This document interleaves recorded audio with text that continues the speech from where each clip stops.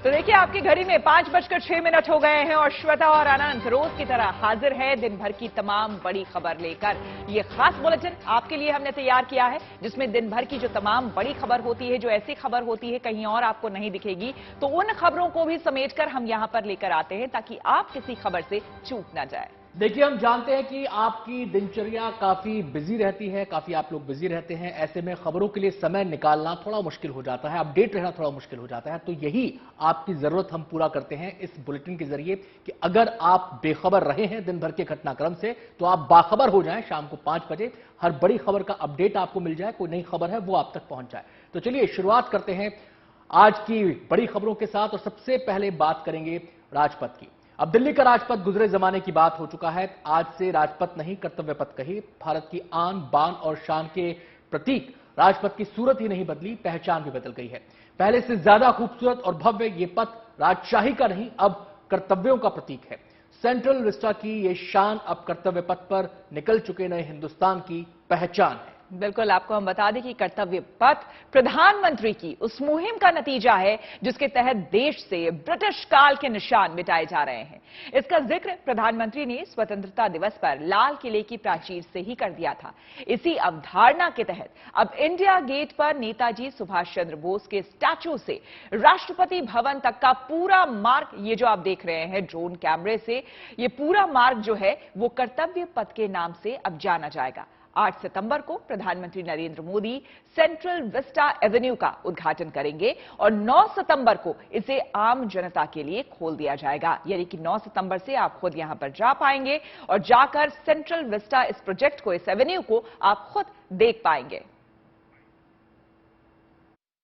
हम सब लोग आने वाले भारत की तस्वीर अपने हाथों से निर्माण कर सके, यही हम सबकी प्रेरणा हो। और प्रधानमंत्री जी के कथा अनुसार इसका जो नाम है वो कर्तव्य पथ किया गया है। इस क्षेत्र का नाम कर्तव्य पथ करने का जो मायने है वो हर भारतीय के लिए है कि ये जो देश है, जो हमारी सबकी मातृभूमि है, उसके प्रति, एक दूसरे के प्रति हम कर्तव्य बोध में बंधे रहें। राजधानी दिल्ली के अति सुरक्षित माने जाने वाले जिस ऐतिहासिक सड़क पर मैं खड़ा हूं वो राजपथ है, लेकिन अभी जब मैं आपसे बात कर रहा हूं तभी से अब राजपथ का नाम कर्तव्य पथ हो चुका है।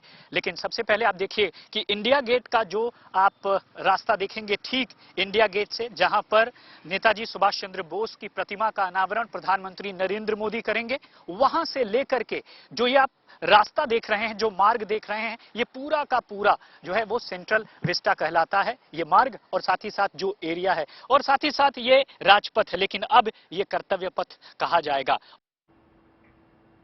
तो राजधानी दिल्ली के दिल का मिजाज अब बदल चुका है। राजपथ से कर्तव्य पथ का रास्ता तो सिर्फ एक झांकी है, अभी तो सेंट्रल विस्टा की पूरी कहानी बाकी है। जी हां, सेंट्रल विस्टा की न केवल पहचान बदली है बल्कि यहां की फिजा में अब नई ताजगी की गवाही भी ये दे रही है। प्रधानमंत्री मोदी गुरुवार को सेंट्रल विस्टा के नए संस्करण का उद्घाटन करेंगे। इसके बाद इसे आम लोगों के लिए खोल दिया जाएगा। ये एवेन्यू विजय चौक से लेकर इंडिया गेट तक है, जिसकी खूबसूरती देखते ही बन रही है। ये जगह यहां आने वालों को खास लगे, इसके लिए पूरे इंतजाम इस रीडेवलपमेंट प्रोजेक्ट में किए गए हैं। फिलहाल यहां सुरक्षा कड़ी है। भारी भीड़ के मद्देनजर ट्रैफिक सिस्टम में भी बदलाव किया गया है। केवल जमीन से ही नहीं बल्कि आसमान से भी नया सेंट्रल विस्टा एवेन्यू अपनी भव्यता की कहानी कह रहा है। 19 एकड़ में नहर के इलाके को पुनर्विकसित किया गया है। यहां 16 पुल बनाए गए हैं। कृषि भवन और वाणिज्य भवन के पास बोटिंग की सुविधा भी है। सेंट्रल विस्टा एवेन्यू में ग्रीन एरिया के साथ टहलने के लिए 15.5 किलोमीटर लंबा रास्ता भी बना है। कल एक बार उद्घाटन हो जाएगा, उसके बाद अपेक्षा की जाती है कि जो पुराना रूप था राजपथ का, जो यहाँ पर लोग आते थे, लॉन्ज में दोनों तरफ बैठते थे, यहाँ एंजॉय करते थे अपने परिवार के साथ, फिर से वो दृश्य देखने को मिल जाएंगे हमें। 8 तारीख को एक बार शाम में उद्घाटन हो जाए, उसके बाद कल्चरल प्रोग्राम का भी आयोजन है मंत्रालय की तरफ से। 9, 10, 11 3 दिन भी कल्चरल प्रोग्राम होना है। तो अपेक्षा की जाती है बहुत सारे लोग आएंगे जिनमें उत्साह है, जो पुराने दिन याद करना चाहते हैं।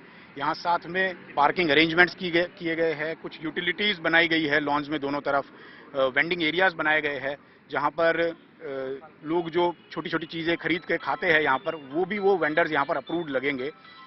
तो अपेक्षा की जाती है कि फिर से जीवंत हो जाएगा ये राजपथ। राजधानी दिल्ली में इस बार भी दिवाली बिना पटाखों वाली ही रहेगी। दिल्ली में हर साल सर्दियों के मौसम में प्रदूषण की समस्या बढ़ जाती है। इसी को देखते हुए दिल्ली सरकार अभी से एक्शन में आ गई है। दिल्ली सरकार ने पिछले साल की तरह भी इस साल भी सभी तरह के पटाखों के उत्पादन, भंडारण, बिक्री और उपयोग पर पूरी तरह प्रतिबंध लगाने का ऐलान कर दिया है। दिल्ली सरकार ने राजधानी में पटाखों पर बैन को बढ़ा दिया है। ये बैन 1 जनवरी 2023 तक लागू रहेगा। बिल्कुल, आपको बता दें कि राज्य के मंत्री गोपाल राय ने ट्वीट कर इस बारे में जानकारी दी। दिल्ली में दिवाली के दौरान पटाखों के कारण प्रदूषण का स्तर काफी बढ़ जाता है। पिछले साल भी सरकार ने पटाखों पर बैन लगाया था। इस बार भी इसे बढ़ाने का फैसला किया गया है। गोपाल राय ने ट्वीट करके कहा है कि इस बार दिल्ली में पटाखों की ऑनलाइन बिक्री या फिर डिलीवरी पर प्रतिबंध रहेगा। ये प्रतिबंध 1 जनवरी 2023 तक लागू रहेगा। प्रतिबंध को कड़ाई से लागू करने को लेकर दिल्ली पुलिस, डीपीसीसी और राजस्व विभाग के साथ मिलकर कार्य योजना बनाई जाएगी। दिल्ली में लोगों को प्रदूषण की समस्या को देखते हुए दिल्ली सरकार ने 15 पॉइंट्स विंटर एक्शन प्लान भी तैयार किया है।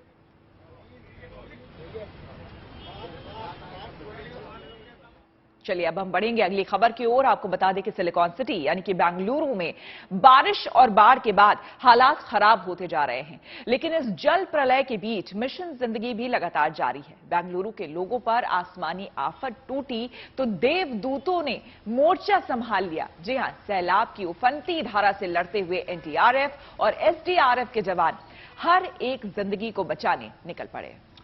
और ये कोई पहला मौका नहीं है जब हमारे जवान मोर्चे पर डटे हैं। इससे पहले भी कई मौकों पर, चाहे वो बाढ़ उत्तर प्रदेश में आई हो, उत्तराखंड में आई हो, राजस्थान में हमने तस्वीरें देखी, मध्य प्रदेश में हमने रेस्क्यू ऑपरेशन देखा और अब कर्नाटक की राजधानी बेंगलुरु की तस्वीरें हैं जहां ज्यादातर इलाकों में हालात ऐसे ही हैं। आलम यह है कि सड़कों पर गाड़ियों के साथ साथ बोट को भी उतारना पड़ रहा है। बीच शहर में सड़कों पर बोट को चलते देखकर आप हैरत में पड़ सकते हैं, लेकिन इन्हीं बोट्स के जरिए रेस्क्यू टीम लोगों को सैलाब से निकालकर सुरक्षित ठिकानों पर पहुंचा रही है। मैं इस वक्त यमलूर में हूं जहां पूरा पानी भरा हुआ है। आप देख सकते हैं मेरे पीछे कितना पानी है और एसडीआरएफ का बोट भी आ रहा है रेस्क्यू मिशन के लिए। जहां एक अपार्टमेंट है, दिव्य श्री अपार्टमेंट उधर, और जो काफी सारे प्राइवेट विला से उधर भी रेस्क्यू ऑपरेशंस चालू है। तकरीबन 48 आवर्स से जो पानी बारिश हुआ था उसका ड्रेन नहीं कर पाए बीबीएमपी ऑफिशियल्स, तो इसके लिए रेस्क्यू ऑपरेशन चालू हुए। सुबह से ट्रैक्टर और एक बोट लेके एसडीआरएफ टीम इधर रेस्क्यू ऑपरेशंस कर रहे हैं। तो देखा आपने, जल प्रलय के बीच मिशन जिंदगी युद्ध स्तर पर जारी है। एसडीआरएफ के जवान इन इलाकों में लगातार रेस्क्यू में जुटे हैं। बेलगावी के एक घर में पानी ने पूरी तरह पैठ बना ली। आधे से ज्यादा घर पानी में डूब गया और कई लोग पानी के बीच फंस गए, जिनमें 12 साल का एक बच्चा भी था, जिसे रेस्क्यू टीम ने बाढ़ से सुरक्षित निकालकर उसकी जान बचाई। बिल्कुल, तस्वीरें ही आपको देखकर ऐसा लग रहा होगा कि खौफ पैदा ये करने वाली है। इसमें इतने छोटे मासूम को देखिए किस तरह से बचाया गया। बाकी देखिए किस तरह से पूरे घर को पानी ने अपनी चपेट में ले लिया है। घर के अंदर सैलाब दाखिल हो रहा है और उस बीच ये जलदूत ही ऐसा कर सकते हैं जो कि इस छोटे से मासूम को निकाल बाहर लाए। तो पानी से बचने के लिए आपको बता दें, लोगों को घरों की छत पर पनाह यहां लेनी पड़ रही है, क्योंकि घर के अंदर तो सैलाब है, ऊपर जान हलक में थी। यहां सभी घर एक दूसरे से सटे हुए हैं। एक छत से होते हुए लोग दूसरी छत पर पहुंचते हुए किनारे तक पहुंचे, जहां से रेस्क्यू टीम ने छतों से उतारकर लोगों को सुरक्षित स्थानों पर पहुंचाया।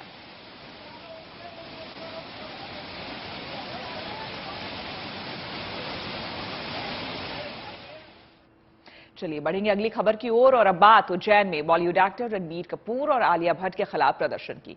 यूं तो बॉलीवुड सितारों की एक झलक पाने के लिए लोगों में मारामारी मची रहती है, लेकिन उज्जैन के महाकाल मंदिर के बाहर मंगलवार को नजारा बिल्कुल अलग था। रणबीर कपूर के बीफ वाले बयान पर आग बबूला बजरंग दल के कार्यकर्ताओं ने रणबीर कपूर और आलिया भट्ट के खिलाफ जमकर यहां नारेबाजी की। माहौल जब बेकाबू हुआ तो पुलिस का एक्शन भी शुरू हो गया। पुलिस ने प्रदर्शन कर रहे बजरंग दल के कार्यकर्ताओं को खदेड़ने के लिए लाठीचार्ज किया। फिलहाल प्रदर्शन की वजह से रणबीर और आलिया महाकाल के दर्शन नहीं कर पाए। हालांकि ब्रह्मास्त्र फिल्म के डायरेक्टर अयान मुखर्जी ने जरूर महाकाल के दर्शन किए। उज्जैन महाकालेश्वर उसने हमारी गाय माता को लेकर अश्लील बयान दिए हैं। गौ माता को लेकर, गौ माता के बीफ को लेकर हम उसका कड़ा विरोध करते हैं और यहाँ पर हमसे विरोध करना है तो प्रशासन ने हमारे कार्यकर्ता के साथ मारपीट करी है। हम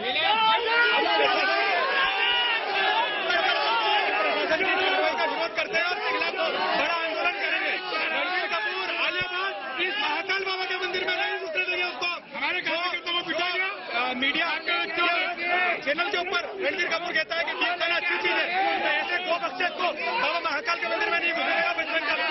हम अध्यक्ष महोदय से बात कर रहे थे, तभी वो लड़का एक उसको हम जानते भी नहीं है, पीछे से आया और हमें हटाने लगा। उसको हमने पीछे जाने की सलाह दी तो उसने ना मेरा वर्दी पकड़ ली। वर्दी पकड़ने से मेरा एक बटन भी टूट गया और हाथ में भी चोट आई है।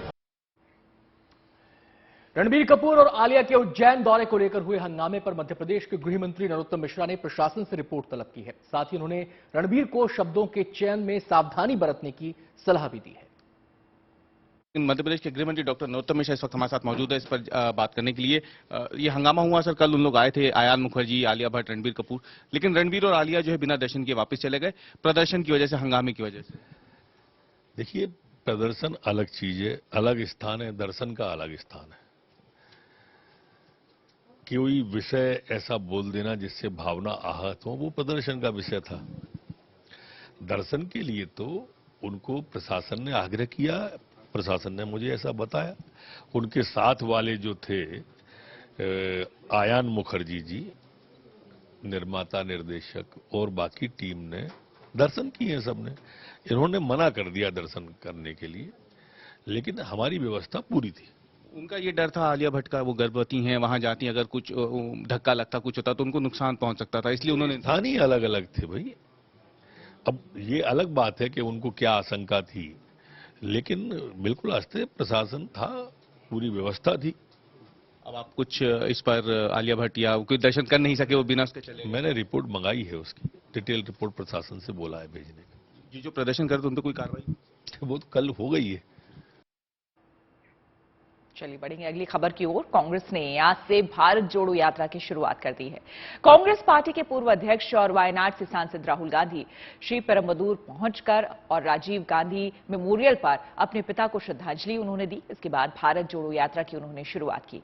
कांग्रेस की इस यात्रा को मिशन 2024 से पहले पार्टी में नई जान फूंकने की कोशिश के तौर पर देखा जा सकता है। कांग्रेस की यात्रा 12 राज्यों और 2 केंद्र शासित प्रदेशों से होकर गुजरेगी। हर दिन 21 किलोमीटर पैदल चलकर 150 दिन में 3570 किलोमीटर की दूरी तय कर यात्रा कश्मीर पहुंचेगी।